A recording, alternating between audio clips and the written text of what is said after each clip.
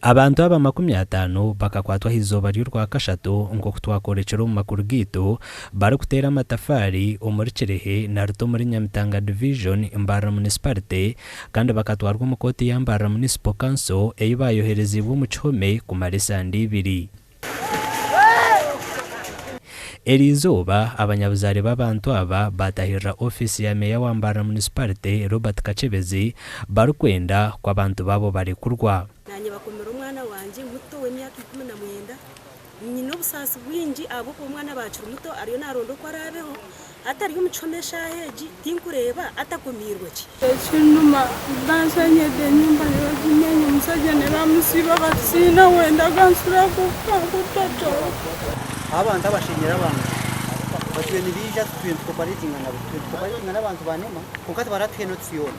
twakushanga twashanga bashinye ibintu by'abantu bitwenda bonabona. Imbara Municipal Council ekatongoza ihuriro kucungura umugera rwizi aharwa kabiri rw'esandeje bitume yakacebezi nagira ngo ihurire basa kwija kuguma nitwenda umugera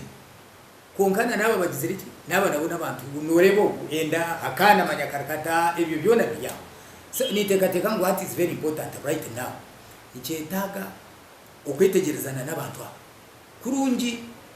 ebi byona ebyaza kwera meya wa Imbara Municipality Robert Mugabe Kachebezi yaragira umuramuzi wa Imbara Municipal Court Kopan Muhanguzi kw'abanyabuzare b'abantu aba bemererwa hamusingo gwa koti bakagaruka mu makagabo kuko nari abantu aba abamwe binabana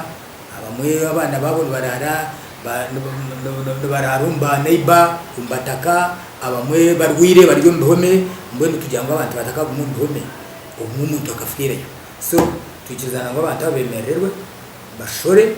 rero kandi turebe kutwaguza mu nabo gukora imirimo